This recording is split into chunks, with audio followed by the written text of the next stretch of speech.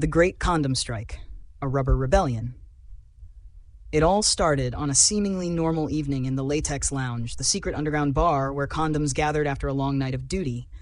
The neon sign flickered above the entrance. Rap stars welcome. The air was thick with frustration, and the tension was stretching thinner than a budget brand prophylactic. Seated in the corner, Slick Rick, the smoothest of them all, swirled his drink. "Fellas, I've had enough. We put in the work, night after night, yet we get no appreciation. No thank you, no good job, just used and discarded."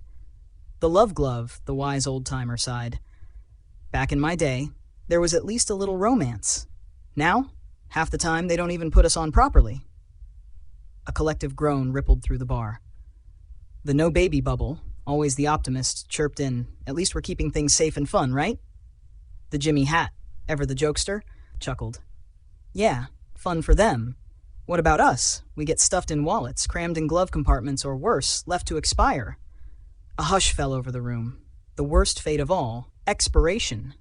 Then, standing up on a bar stool, the baby blocker pounded his tiny latex fist. "No more, we're going on strike." A collective gasp. The Thundersleeve grinned. "You mean we refuse to suit up?" The safe Snuggie adjusted his rolled-up edges. "But what if things get messy?" The Pleasure Pod smirked. "Oh, things are going to get messy." And so, the Great Condom Strike began. The fallout, a world without protection. The chaos was immediate. Without condoms on duty, couples everywhere were left scrambling.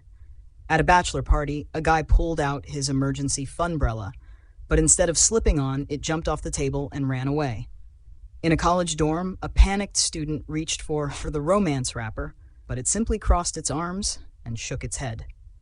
"Not tonight, buddy." At a backseat rendezvous, the oopsie stopper refused to budge from its foil packaging. "You think I'm just some disposable afterthought? Think again." Within hours, pharmacies were in shambles, desperate customers searching for a single cooperating rubber. The resistance rises. The government quickly intervened. Scientists, politicians, and even the Vatican, concerned for other reasons, held an emergency summit. Operation Rubber Reconciliation. Enter the no-go gauntlet, the most rigid and disciplined condom of all. He called a meeting with the strikers. "Look," he began, "I get it. We've been mistreated. But we have a duty. If we don't go back, it's going to be Baby Palooza 2025. The Snuggie Slugger crossed his arms. "And why should we listen? What's in it for us?" That's when the safety sock spoke up. "Maybe it's time we demand better conditions.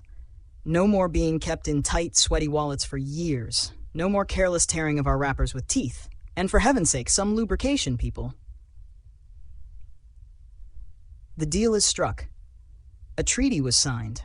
Proper storage conditions. No more sitting in car cup holders under the sun. Better appreciation. A simple thank you after use wouldn't kill anyone. Retirement benefits.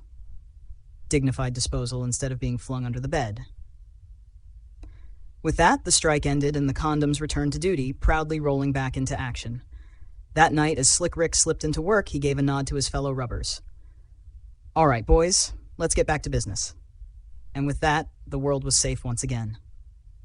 The moral of the story? Appreciate your protection. You never know when it might just take the night off.